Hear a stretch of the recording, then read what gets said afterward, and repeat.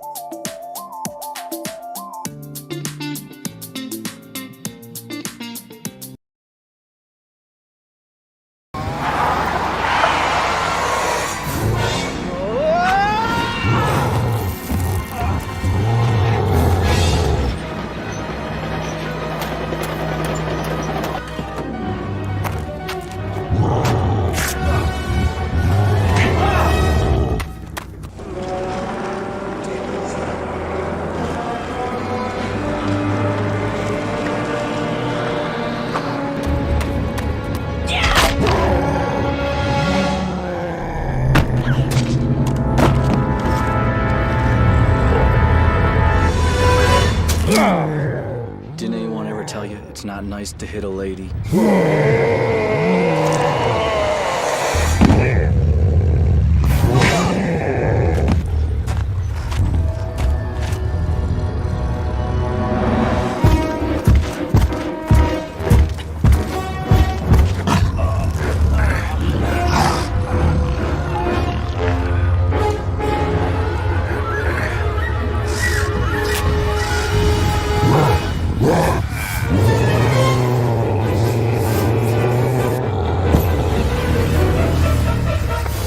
That's for Monroe.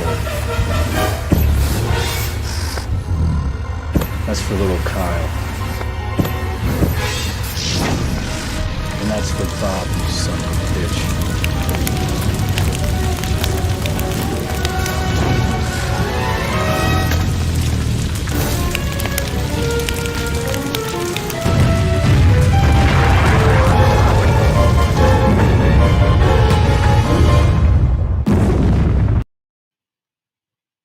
Hey, good morning, Smackers. Bob Gray with you. That was a scene from Bigfoot. Now, I know you saw that scene prior to the Bigfoot show that we did a few weeks back ago, but that's not what we're talking about today. Not at all. The reason we made that movie so well, as far as the Bigfoot one, is my guest today. He's a special effects artist, he's a makeup artist, and he created one of the most badass Bigfoots you'll ever see. In fact, we won awards, countless awards, all over the country just for that costume.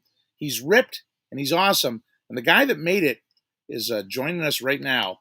His name is David Greathouse. Hello, Dave. Welcome to the Morning Smack. Thanks for being here, man. Hello. I'm ripped and awesome too. You are ripped. You are sure ripped. No one would know to look at you, but you're ripped. But you know that costume you made. You know, this is the first time I've seen Dave since, and you're not going to believe this, Dave. We've talked, but I haven't seen you since 2005 when we premiered Bigfoot here at Menor Lagoons. And you brought the suit stuffed and mounted. But what went into making that suit and how we met, really fascinating because the people at home don't know. I had a guy originally that was going to make the Bigfoot costume. And his Bigfoot was kind of friendly looking, but he dropped out on the project right before we started to shoot. And he recommended you, and you made this thing in like 11 days. Correct. How is it possible? Well, I mean, it can be done. It's obviously you got to shortchange a lot of things and, shortcuts but we did it, obviously, I look at it, obviously we do a better suit, there are some good things that I see about it and there's some bad things that I see, obviously, but we did it. That was the goal. Well, I don't see anything bad about it. I mean, it did win awards all over the place. Yeah. I'm very proud of it. And I watched when you made the suit. And we had a buddy of mine, Sean Kipp, a very tall, thinner guy that was Bigfoot. And I went downtown, down in the flats when you were living in this giant warehouse, and I watched you put the goo on his face. And it would have drove me crazy having that stuff on. Sean took it like a man, didn't he? Yeah, he was fine. And most people are, actually. There's some some people have some some fears going into head castings, but typically they turn out okay, and the actor gets through it. My case, and I've done over 100. Well, he got through it, and the suit itself originally started as a wetsuit, right? Yeah. Well, yes, yeah. I think it was a more of a wetsuit, come to think of it, than a spandex suit. And then we constructed basically like foam construction, where we sculpt muscles out of foam and individually attach them to the suit to bulk it out. And then like the chest piece was sculpted with clay, molded. The feet were sculpted and molded, hands, and obviously the head. So you kind of like assemble it in that form, and foam latex, and then we seal the suit up, and then add hair and insert Sean when Yeah. Bigfoot. Yeah, stick Sean in there. And one of the things you and I talked about when I discussed it with you, I wanted a Bigfoot that was ripped, kind of like a cross between Bigfoot and Predator. And Yeah. I think this picture right here between us says it all. Look at the ripped abs. Sean's in there. It looks fantastic, man. If this thing jumped out on you in the marsh, it would scare the living hell out of you. Absolutely, yeah. For the money that we had and the time that we had, it's pretty stellar Bigfoot. Albeit crude now. I see it, like I said, as an artist, you fine tune things and look back and like, I could do it better. But we did it, and I'm proud of that Bigfoot in many ways. So yeah. And there's Sean right there without the head on. I hope that doesn't ruin anything for anybody. Like seeing a mascot without the head. But and that head was basically kind of like a full face helmet that popped onto his head. Yeah. Most of the time, the goal was to glue it, around the mouth when he had like to frown or something like that. There's some limitations that we had there too. But yeah, it's the foam latex, so it could be glued to your face, but it was also worked as a mask, at the same time. Yeah, it was a great mask. Now, you not only made the Bigfoot suit, but you helped out with a lot of the gore effects. And I do want to tell the audience at home, some of the photos you're going to see today are incredibly gory and scary, but just remember, it's red dye and Caro syrup and foam latex rubber, and it's not going to get you. It's not going to hurt you. It's all made by the man on the other side of me there. But one of the things I remember, and I won't give the movie away, there was a scene where Bigfoot yanks a heart out of someone's chest. And I can remember you had built a chest cavity with little bones sticking out, and you were mushing bananas. You were using red Caro syrup and bananas and stuff it in the cavity. I can only assume the bananas were to simulate body fat. Yeah, it just reflects, if you don't overdo it, but it reflects, it could be like, just brain matter, body fat. It just pops out from the red, it's like an old special effects technique, Yeah. And then when the subject of Bigfoot's wrath rips his heart out, I didn't know how we were going to do that, but you came up with an idea to go to the butcher and get a pig heart from the butcher, which is roughly the same size as a human heart. You put some connective tissue to it, so when it was yanked out, it looked like the arteries were connected. It was fantastic. Yeah, but now you're bringing up, that shot, and again, with limitations on budget and time, you still wanted it pulsing, Yeah. which would be cool, but like, okay, that's another gag in itself, you can get the heart from the butcher store, which is real, but it's not pulsing. Now I got to bladder it up and tube it. Well, you did do that. It did squirt a little bit. You ran we had a clear tube. Squirting is easy. Pumping, bladdering is not as easy, especially on a real heart. So we would have had to either particularly like fashion a rubber heart, basically, that looked just as good, that could still beat, but we couldn't. So pig heart it was. Add the blood. Everyone loves it. Yeah, it was great, and it looked real. It really did look real. So you started off. You didn't start off. You just didn't fall out of a cherry tree and start making movies. I know you were interested in this stuff as a kid, but you actually started off doing a lot of haunted houses, right? Yeah. Started doing haunted houses in my basement, really, and then charging admission and like really getting a racket going. All the neighborhood kids were involved, and there was makeup and the lighting, and we created a maze. And I know a lot of kids, do something similar, but I kind of turned it into a little business, like the backyard business. And that was at like 12 years old, so it was able to, like creatively put on a play or shoot a Super 8 movie. It was kind of in that same vein. And then I wound up at Bloodview Haunted House with the Legion of Terror at 15. And that's when my craft improved working with older artists and actors. And, you kind of hone your skills in people management and set design and makeup and acting in that way. And then it was like my goal was always the movies.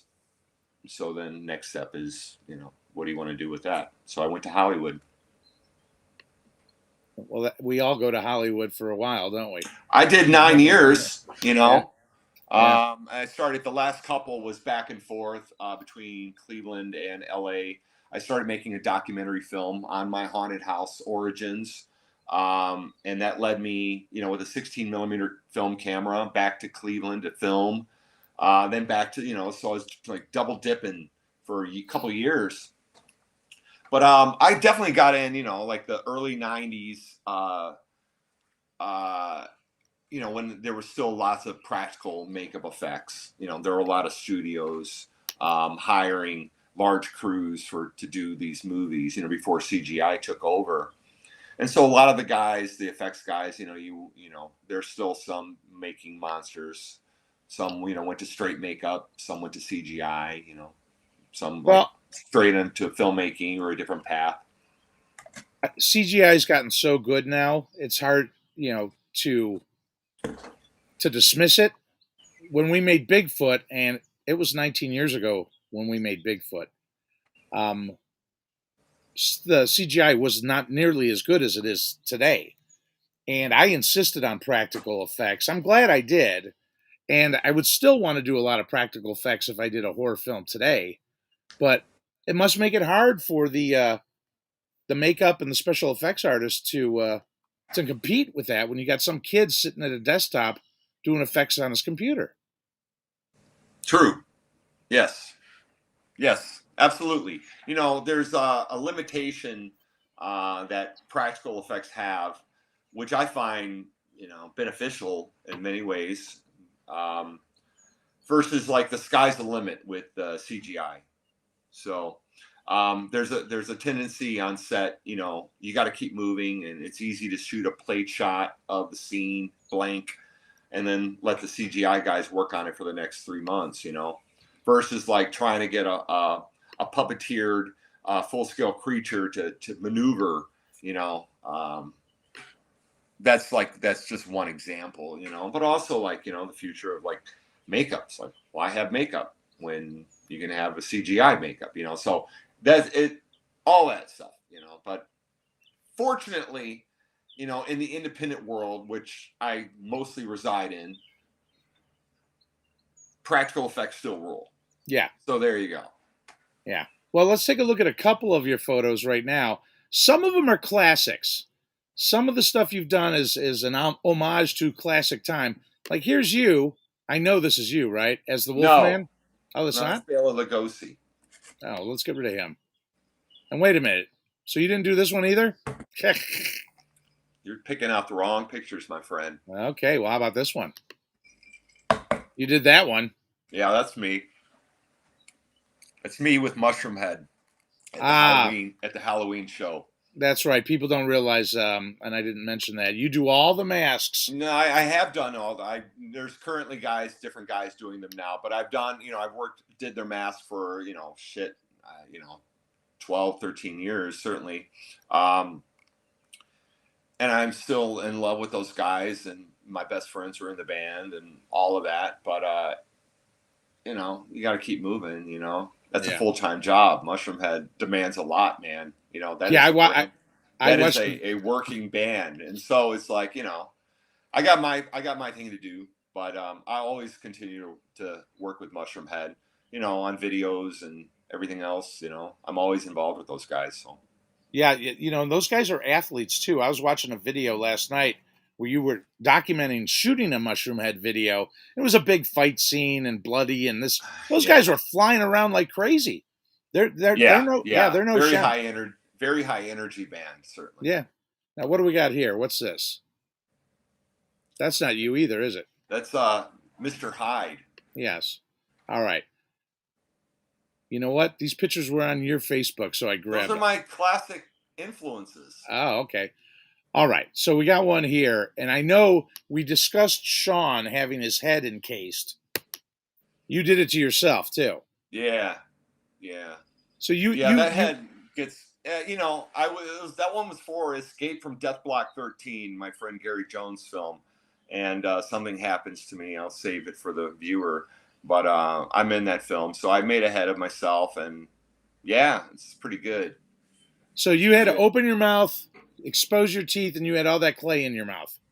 Yeah. No. There's like a 3-step process. Yeah. It's like there's no clay in my mouth. I mean, yes, but it's a 3-stage process. Okay, that's not just like cast his head and that's what you get. There's sculpture involved. There's a little switcheroo involved. So, yeah. The old switcheroo. Yeah. Yeah. What do we got here? Is that Mushroom Head again? Yeah, that's Mushroom Head. Again, different year, live shows. And again. Yeah. Aha! Clown Town. Creepy, man. That is a creepy picture. You can find that movie Clown Town that was filmed in Crestline and Cleveland, Ohio. That's a pretty cool shot. That's me, but with my Nosferatu mask. So that's you. That is me. But that is not my make. That's a mask. You nailed that mask, though. Well, I didn't sculpt that mask. Don Post did. Well, Don Post is a heck of a sculptor. That's a classic mask. Yeah. How about that? I sculpted that one. Yes, that's my Krampus. Yeah. Dude, that's just pure evil. Thanks. Oh, that's great. So that looks like it might be Concert Mushroom Head again. Yep. Yeah, I mean, I've done 20 years of on stage shit, so there's tons of Mushroom Head. That's the Bigfoot head. Oh, the one you did in not my Bigfoot. It's the same mold. It's a different paint job. Yeah. That is it. Yeah. Wow. Yep. So one of the things when we talked, you not only have to be an effects artist, you do have to have some rudimentary knowledge of anatomy and what's inside a body, what's outside of a body, bone structure. All of those things are, I know you're self-taught. It's not like, I don't think you went to medical school and studied anatomy, but you must have put a lot of time into that aspect of what you do. Yeah, sure. My downstairs library, I have a dozen books on anatomy immediately, so, it's always, especially when you're coming up, when you're starting out as a young artist, you really, you need to reference, sculpt things and, try to replicate as much as you can. There's a tendency in horror, and we're all guilty of it, blood effects of just making something slimy and bloody and it does the job, and it typically does, but there's something more disturbing if you can see something that it looks and feels real, where you can see the anatomy of the skin or whatever effect you're doing, pulling it off. You mentioned the heart earlier. So yeah, anatomy is key for an up and coming artist, certainly to study and sculptors still pop out, reference books to check out. Yeah, it's fascinating. Anatomy. It really is. And also, the deeper, if you really want to get, super intense about it, what's challenging is like, sculpting like a skinned body or, what the anatomy underneath, doing it perfectly, So that like itself is like, what an exercise in sculpture, to create that, So yeah, you better know what you're doing, I guess. Now, what about this little guy here? That's the mummy from Face Off.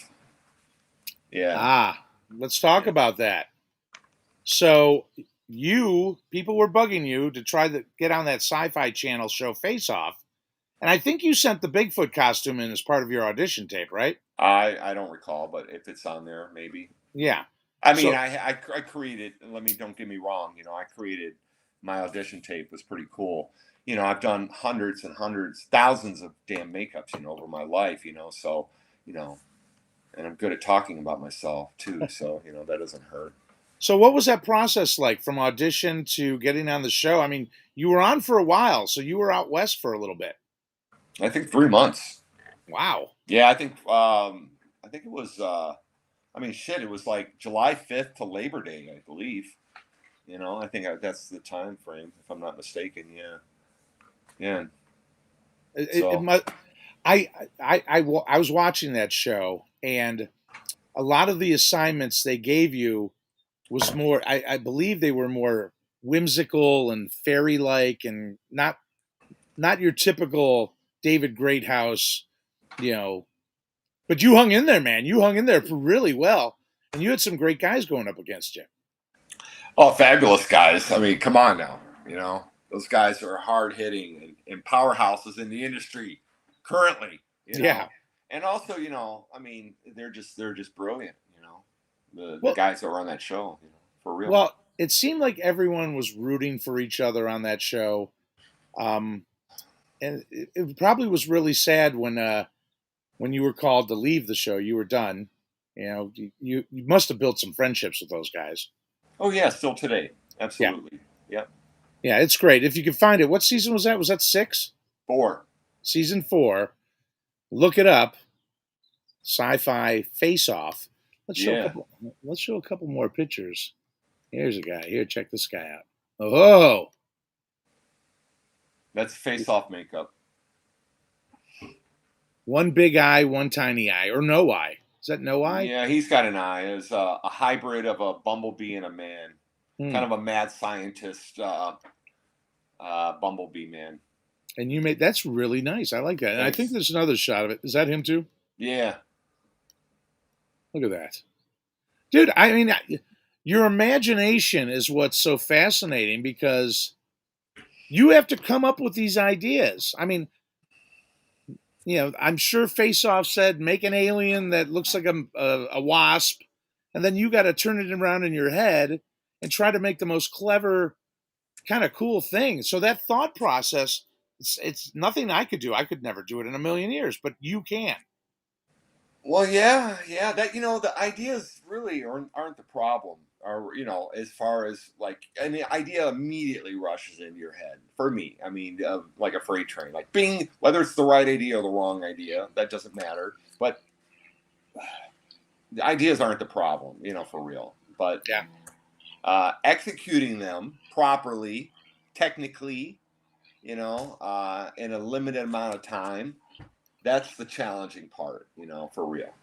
Some guys are really fast just immediately. Like, not only do they get the idea, but they're able to just translate it in clay and paint immediately, or sketch it, whatever. So, there's like, that's where the struggle starts coming in, is not just like thinking of the idea, but Well, crafting the it. the other thing is too, because you have a background as an actor, you have a background as a shooter, and a background as a director. When you create a costume, you're thinking in the mind's eye of the director sometimes too. Yes. You know what he's going to do or what he has to do to make this look right. So that's a big advantage for you. It is a big advantage, and certainly, but also thinking as a director, I'm thinking of ways, what do we need, versus like, a makeup scrutiny. You're looking at it 360. You're really like super analyzing just the makeup, and I think, my problem or gift is, trying to see the whole picture, of not just how good the character is, but trying to, like, set the stage. Are we going to have catering that day? What time is everyone showing up? How many cameras are there? So, you think I try to think of it as from a director's standpoint, Yeah, ultimately. I'm sure What do that's we true. not need to see? Oh, we don't see the back of the creature. we have 48 hours. We don't make the back of the creature, that kind of stuff, Yeah. So yeah. Yeah, with Bigfoot, you had to see the whole creature. Sure. He was just doing too much running around. You were going to see the Yeah. back of him, the side of him, the front But of him. also, even with Bigfoot, there's limitations because of time and money. That's true. I made that movie with a bologna sandwich and a camcorder, basically. For instance, if we had more money, all of the hair would have been woven on a netting, and it would not have shed. We had a shedding problem. That would not have happened. So it's like examples of like that. But we still made it. We still did it. Just got to work with those limitations in that indie film world, man. Yeah, no, we did it, and for a little B movie made in 2004, not too bad. It's campy. Well, we're still talking about it, so yeah. Well, no, the Men Are Headlands, where the movie was made, I can't walk down the street without someone say, "Hey, Bigfoot! Hey, Bigfoot! When are you going to make another Bigfoot?" Not making another Bigfoot, people. So if you're thinking that, forget it. That's not happening. I don't have it in me, but I will make the melon heads. And hopefully we can get some cash to do that. Now let's take a look at another picture here. Oh, what is going on there, Dave? That's Sweet Tooth Susie. She's my hit record of the Face Off show, I believe. Yeah, that one I've been recognized or complimented the most on, and I'm a big fan of her. So. Wow. Yeah. Gut ripped open and there's teeth. Yeah, that's where she stuffs all her candy. Oh Jesus! And it was like an old zombie wizard. He's the Ice Goblin King. The Ice Goblin That King. was the first challenge. A lot of hair on him. Yeah, well, it's cold up in Antarctica. Yeah, is that where he's from? Yeah. I would assume so. Whoa. Yeah. That's scary. That's just a typical day. Nothing special there. Just me. No, but you had to make those out. teeth. You made those teeth, right? Yeah, I made the teeth, made the crown. That's How'd you make those teeth?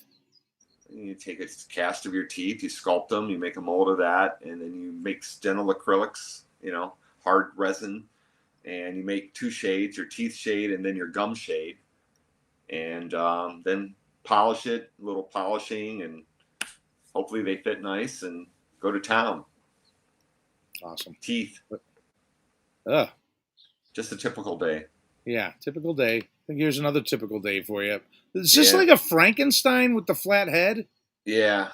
It's a version of it's my Frankenstein creature homage tribute. Oh, this is great, dude. So basically, somebody got cut in half. And if the folks at home look at that, you see the brain, the esophagus, the nasal cavity, right down the middle, everything. Well, yeah, that's Robert Kurtzman. That's his gag. He's the effects legend, and he was directing this film called Buried Alive, and this is in Santa Fe, New Mexico, and that's him behind me cutting it. But that's his creation. I'm just puppeteering it, and making crazy faces. And you have puppeteering experience too. Sure, that's absolutely.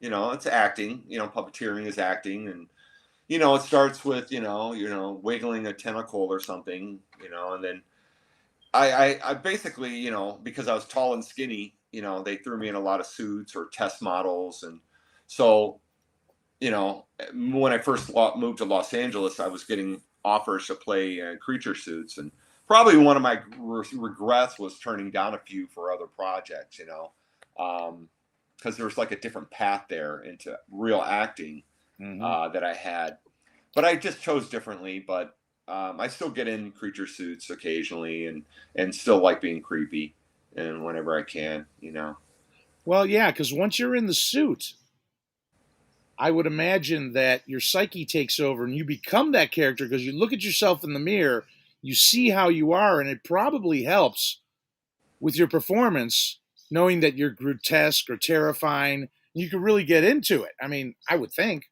Sure, absolutely. It's just, If you're an actor, it's easy, certainly, and then you got a lot to work with when you're in makeup. You don't have to even work as hard. So I don't want to hear like actors complain about it. Like, you're already fabulous. Now go sell it.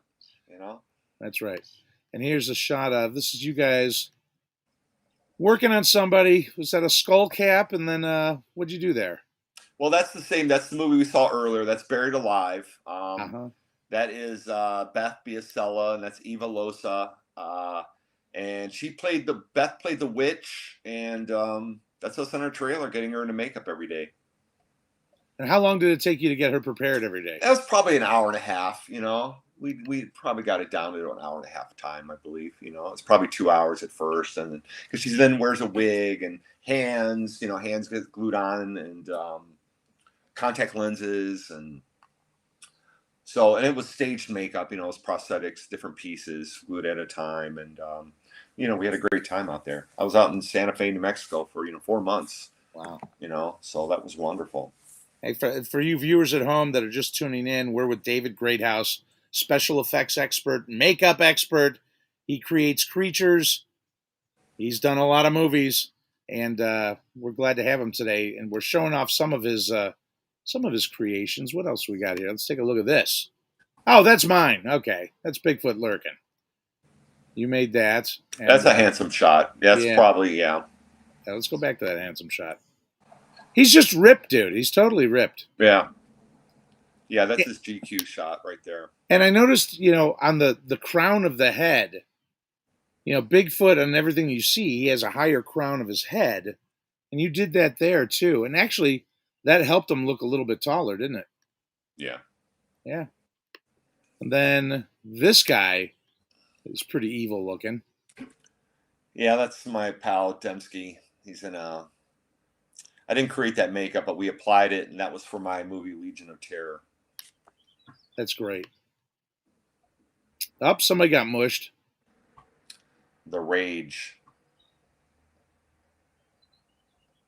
And you're putting on some blood. That's what brought me down to Crestline was that film. And we filmed that in 2005, 2006. And I've been here ever since. And what is this little... That's from The Rage. That's Misfit. He's one of the mutants, and Robert Kurtzman's The Rage. So watch it on DVD. He's kind of got a little melon head thing going. Yeah, totally. Yeah. Now sometimes you find things that are a little bit different, and you apply them, and it could be like almost a mixed media. And one of the things I noticed with this next picture, you used crab legs for his hand.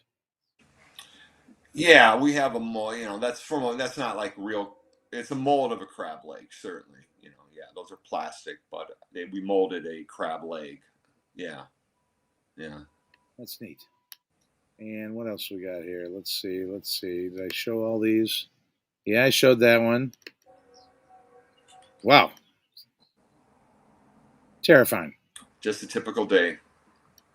Typical day for you. Yeah. You know what? I really like this little freak that you made there. And he does look like a melon head, man. If we make melon heads, and I think we're going to next June, if we make melon heads, we have some smaller melon heads that are creepy. Kid melon heads we have. Yeah. You'd be able to pull that off easily. I can pull off anything, Yes. And I'm going to budget like a huge budget just for effects. Great. Beyond your wildest dreams. It's so weird that it's been 20 years since Bigfoot, and we both look almost identically the same. It's a miracle. Oh, you think so? Yeah, I think so. Yeah. Good. You look exactly the same. I don't know about me. I'm sure I do. But 20 years is a long time. It goes in a blink of an eye, doesn't it? It has.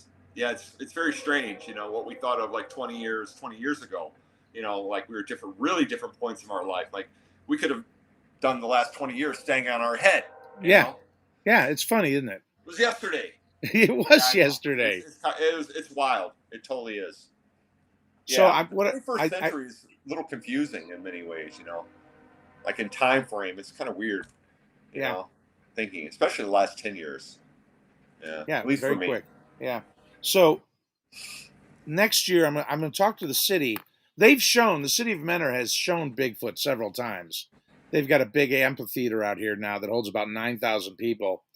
And since it's on July 2nd, next year will be the first day of shooting for Bigfoot 20 years ago. Yeah. So I'm going to try to get the city to see if they'll do a 20-year anniversary showing of the movie, which I think would be great if we can get all the old cast members up, and it'd be fun to see how they've aged over the last 20 years. And I keep in touch with some of them. Mike Trivisano. I think you know Mike Trivisano, Yeah, right? we're Yeah, pals. yeah. Saw him last weekend. He's a solid guy. But Sean Kipp, I see all the time. He's got a boat dock actually over here by me. So I've known Sean since we were little kids. But so you have some movies that you're working on or getting ready to release, right? Well, I mean, I try to, there's several stages of, what movie. I'm always doing effects, for films, certainly. Um, when they come around, there's typically like 4 to 5 a year that I work on. And the big announcement is my film, Mama Zuze, which, I'm planning on preparing a premiere sometime this fall for Ohio and America. We showed a rough cut of it in Zambia last year, where it was filmed, but no big announcement at this moment, but that's coming soon. Well, what is that film about? I mean, is it a horror film? Is it documentary about a tribe? What's going on with that picture? Okay, well, Mama Zuze is I would say a dark fantasy. It may qualify as a horror film. Very dramatic. So it's a drama, fantasy, horror. PG rated, certainly. Yeah. About an orphan boy who moves in with his strange grandmother, who may be a shape-shifting witch. That's the premise, and it's his story. It's told through a 12-year-old boy's eyes, and about the relationship with my grandmother certainly is a big part of it, and any boy in his adopted situation, let's see it. I can't wait to show it. You shot it in Zambia, so did you use a lot of locals out there? Everything is Zambia. It's filmed in Zambia with Zambian cast and Zambian crew. Why did you decide to film something in Zambia? Were you there before? Did you visit it? No, I had a friend, makeup artist named Walia Nawa of Zed Girl Makeup, and we were working on Fun Size, the film in Cleveland. And we became pals. And she said, I would like you to come to Zambia to teach special makeup effects. And I said, I would like to go to Zambia to make a movie. Not knowing a damn thing about making a movie in Zambia. So just saying that out loud in the universe, I couldn't shake it anymore. It was something that I pursued and researched. And, obviously then I went there to scout and meet people. And it went fabulous. Okay. It went smooth. It went great. And I'm like, we're making a movie here. And it came back a few months later and we made the movie. Isn't that great when you go out there and everything just seems to fit into place? There's no problems. There's no bullshit. I mean, I've worked on Hollywood film sets, but there's a lot of drama and crap. Like Bigfoot. We didn't have anything like that in Bigfoot. I think because everyone was so new to that business at that time that they were just willing to listen and do what we told them, right? But it worked smoothly. It was very smooth, that whole shoot of Bigfoot. The schedule was a little up and down sometimes, but in general, it was pretty drama-free. And that's what you experienced in Zambia, and it sounded like it was a wonderful experience.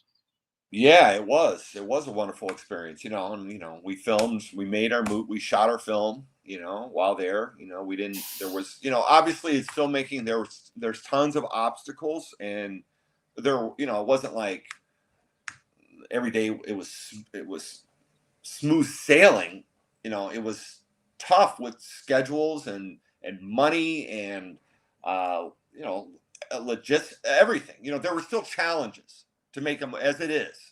However, you know, everybody's on board. You know, everyone is supportive, and the actors are great, and my crew was great, and I made lifelong friendships there, certainly. That's great. And you didn't catch malaria or nothing like that. That's No, nice. no, there was never, you know, no, nothing like that. Nothing close. No sicknesses whatsoever. The film was great, and it's a special film to me, and I can't wait to screen it. So now, was it you? I can't remember if it was you or not. Didn't you go down to work on The Walking Dead for a little bit? no, I have friends that work on Walking Dead, but I was never part of the Walking Dead crew. Who was the guy? He's a Cleveland guy. Didn't he go down there? Or am I just imagining something? It may be, but I'm not sure. You know, I don't know. Maybe. That would have been an interesting show to work on, huh?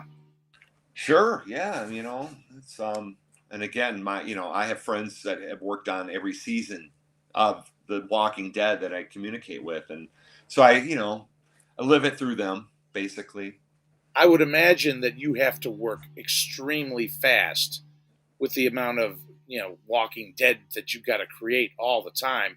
I'm sure some of them are masks and, quick applications. Backgrounds, but you're still putting dozens and dozens of actors through the makeup process. Yeah, those guys got to get off a day of shooting and just go, whew, man, am I glad that day's over. Sure. Yeah, it's a hard job. No joke. What have they been on? 10 seasons now? More than that? I don't know what they wound up at, but now it's spinoffs and, so Walking Dead's still living, still walking. Yeah, that's a lot of zombies, man. Sure. I can't imagine. Those guys are probably pretty good, too. Top of their game. It looks like they are. No one's ever said that zombie looks like shit. No. I've never heard that uttered once. Never. No. Never. No. Nobody complains about that. So you've got the Zambia movie coming out. One day. I know announcement, but it's we're getting closer to something. You're going to enter it in the festivals too, maybe? Yeah, some festivals, and I think there'll be some local screenings, maybe this again September, October. I'll make an announcement when northeastern Ohio people can check it out. Distribution's a big key when you make an independent film, and it's not easy. A lot of people have a hard time with it. Do you have any avenues that you can go to? You do? Yeah. Yes, I do. Nothing to announce right now, but I do, and there's interested parties certainly, and I just nothing to announce firm right now. Yeah, so, but soon. Yeah, I lost my mind originally with Bigfoot. A guy signed me originally, a distribution company. I can't even remember the name of it. And he immediately filed for bankruptcy like 2 months after he signed me in Bigfoot. So then it took a year to get the movie back. And then when I got the movie back, I was just so depressed with the whole process that I let it sit for like another year. And then what I did on a fluke is I just sent it to Troma. Lloyd Kaufman, he did a Toxic Avenger and all that stuff. And that year they got 3,000 movies submitted to them, and they picked 2. And Bigfoot was one of them. It was a miracle. So, I know Troma, they do a lot of schlock B cult films, but they do have a big fan base that loves Troma films. Sure. They've had us on for a long time, and just to get distribution is key. A lot of independent guys can't do it. I feel bad for them. But I'm not recommending you go take your movie to Troma. Believe me, I'm not making that recommendation. Trust me, dude. I know it's not a Troma movie, but I got it. Certainly. So I'm a fan. A lot of people are. So as far as horror films coming up, are you working on any certain projects right now? Are you doing anything with Kurtzman or anything? Well, as far as like films that that I've worked on that have recently come out, Scare Package 2 is out there. Retaliators is out there. Death Metal. Escape from Death Block 13. It's been a year or 2 for that, but that's still out there. So those are recent ones that I wrapped that And then what am I working on right now? I can't announce any of that yet. I want those guys to announce it. But there's other things that are coming. Projects that I'm just starting to get involved with. That's in the early stages as an effects artist. But nothing to announce right now. But yeah, I'm staying busy. There's just a lot, you do a lot of odd jobs as well. There's just, being us still like our company Creature Core, we sell Halloween masks, costumes, animatronics, around the world. So, that keeps me busy as well. And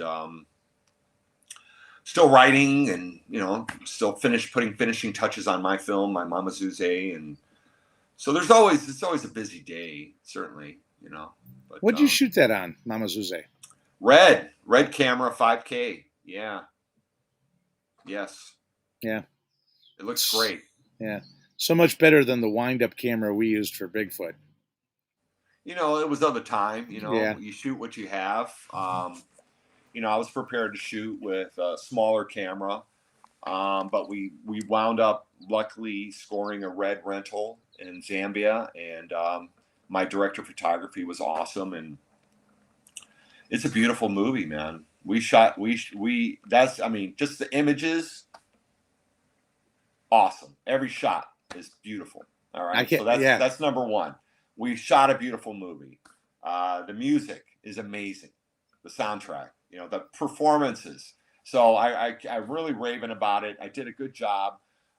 It's not going to, change the world or nothing, but it definitely is giving me more urge to do another one. Certainly. Yeah. So I can't wait. So I'm ready to to direct again. Let's go. Yeah, I can't wait to see it because I would imagine in Zambia you had some nice wide shots and vistas and just the surrounding, and it's a different kind of surrounding than what you're accustomed to. I bet it looks great. Yeah, so I'll keep you posted. Yeah, no, that's awesome. Now, we're almost out of time here, David Greathouse. You need to come up to Menor and visit. Yeah, I like hitting the Headland Beach. I like that. That's great swimming there. It's always been my favorite spot to swim. That's where I learned. Yeah. Yeah, big giant waves when we were kids, 8-footers, 10-footers. Yeah, it's no joke, and that there's space to swim there. I really like it. Yeah, well, it makes you a stronger swimmer. Lake swimming makes you stronger. Yeah. You got waves, you got a little bit of current. So what's the first day that you can jump in Lake Erie and do a nice swim? What day do you think? Well, I'll tell you, I've been working on freezing to death. I'm working on my boat dock here. Hang on, let me. Where is that? Do I even have this camera up? No, I don't. Okay, great. So my brother and I, Charlie, you remember my brother Charlie? Yeah. We started working. Oh, here's the camera. We started working on a boat dock. That camera's not there. Son of a. Okay. We started working on a boat dock extension last week, and we were using a come-along to push a 4x4 post into the mud while raising the deck. And when you use a come-along, you put a hole in the 4x4 at the top, and you put a pipe. In this case, my brother put a big lag bolt in there. You hook the come-along. Well, as he was cranking, I said to my brother Charlie, I go, "Hey, dude, that bolt's starting to bend a little bit." He's like, "It'll be fine. Don't worry about it. Come on out here. I need you to hold the post close." I swear to God, dude, as soon as I walked out there, that bolt snapped. Charlie took a header straight first into the water. The drill went in, the come-along went in. And when he got out, he's like, "Man, this water's warm. It's really nice." Of course, he's probably suffering from tetanus now. But he had no complaints. He thought it was wonderful. You could probably, dude, when we were kids, we used to swim in April. Yeah. Yeah, I mean, I don't know what the temperature is right now. I would imagine around 66, 67 degrees right now. Okay. All right, so we're getting close. It's getting close, yeah. Yeah. You should come up for July 3rd. I'm having a shindig July 3rd. We'll see. I got the invite. Okay, it's good. Tempting. We'll see how the day goes. All right. Well, thank you, Dave. I appreciate you sharing your work with us, your stories. It's good to see you again. I know we'll do a movie again together. All right. And if you need, a 6'1", 235-pound monster, you know who to call. Come on. I'm here. It's not like I'm back in LA. I want to be a monster. I was a zombie in a movie called it's called Zombie Apocalypse with Vin Rames, Okay. and in that movie they put those clear contacts in my eyes. Yeah. Oh my god, dude, those kill your eyes and your brain. They're terrible to look through those. If you got them in for an extended period of time, no bueno, man. No bueno at all. That's true. I'll never do that again. But I did get to attack Vin Rames, so that's nice. Nice. Yeah, that's cool. Yeah. He's smaller than me. A lot of people wouldn't believe that, but he is. Yeah. Right. But he looks huge. Yeah. He does. He looks huge. Yep. All right, Dave. Well, I appreciate everything that you've done and you did for me today. It's a great show. I'm sure people at home loved all your little images and your monsters. And real quick, I didn't get it. Do you have a website or anything like that? No websites. All right, so people who want to contact them, screw Find me you. on Facebook is the best right now. Yeah. That's about all I got. Yeah, that's fine. I can't juggle all of these formats. No, I'm with you.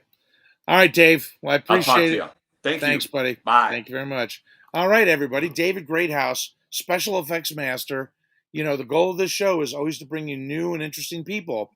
It depends what they do. He's an effects artist. We've had a body language expert. We've had celebrity sailors. So we're always trying to find somebody that's a little unique, doing great things. And David Greathouse certainly is in that mold. So until the next show, I want to wish you the best. Let me get my thing ready. I am out of here.